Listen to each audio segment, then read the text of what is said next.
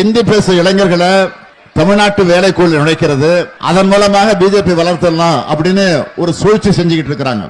அதுக்கு இங்க இருக்கக்கூடிய பழனிசாமி கும்பல் வேண்டுமானால் வேடிக்கை பார்க்கலாம்.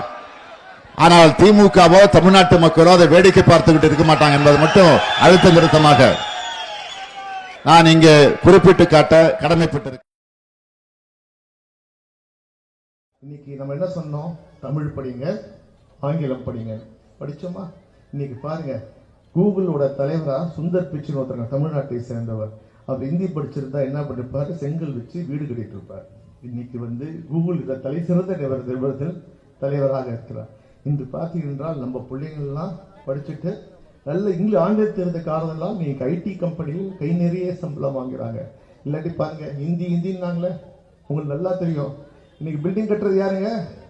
இன்னைக்கு பாருங்க, எல்லா வேலையும் யூபியில ஹிந்தி மட்டும் படிக்கிறவன் தான், பீகார்ல ஹிந்தி மட்டும் படிக்கிறவன் இங்க தமிழை கத்துக்கிட்டு இன்னைக்கு நம்ம வீடு கட்டி தரான், சாலையை பிறக்கிறான், கக்கூஸ் கழுவுறான். இதாங்க ஹிந்தி படிச்சா நேரமே இல்லையா? இந்தி எதிர்ப்பு, இந்தி என்ன செய்யும் என்றால் நம்மளை சூத்திரனாக்கிவிடும். பீகார்காரங்களுக்கு நம்மளோட முன்னெல்லாம் கிடையாது. ஆனால் பீகார்காரங்க 4000 பேர் நமது பொன்மலை வச்சு அவங்க வேலை செய்யறாங்க. அது லலித் சார் என்ன பண்ணாரு, ரயில்வே எக்ஸாம் அந்த எக்ஸாம்ல எல்லாத்தையும் காக்கி சொல்றாரு. நீங்க போற வரிசையா ரயில்வே கேட்ல பாருங்க, பூரா வெளி மாநிலத்தில் எல்லா ரயில்வே கேட்கலையும் இருக்கிறாங்க. அவர் கலைச்செல்வன் சொன்னது 100% உண்மை. மத்திய அரசு பணிகளிலே நமக்கு சிறந்த நாம்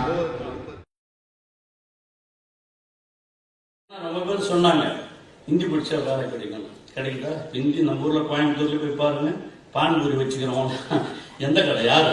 எல்லாம் தான். இந்தியாவிலேயே தமிழகம் தலை சிறந்து நிற்கிறது என்று காரணம் அதற்கு திராவிட இயக்கம் தான் காரணம். மற்ற ஊர்ல எல்லாம் முட்டாளா இருக்கிறோம், அறிவே கிடையாது. வட மாநிலத்தில் இருக்கணும். ஓப்பனா சொல்றேன்.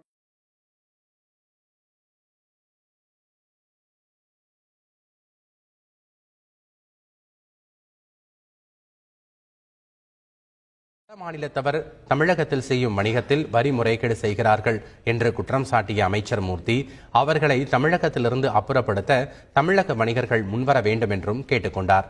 பின்னர் செய்தியாளர், தமிழ்நாட்டு இளைஞர்களுக்கு வேலைவாய்ப்பு வழங்க வேண்டும், தமிழக அரசு இதில் கூடுதல் கவனம் செலுத்த வேண்டும். அனைத்து பணிகளுக்குமே இப்போது வட இந்திய மாநிலங்களிலிருந்து ஆட்களை இறக்குமதி செய்கிற போக்கு அதிகரித்துள்ளது. அது மட்டுமில்லாமல் வந்தவர்கள் அப்படியே இங்கு தங்கி விடுகிறார்கள். அவர்களுக்கு ரேஷன் அட்டை வழங்குவது மட்டுமில்லாமல் வாக்காளர் அட்டையும் வழங்கப்படுகிறது.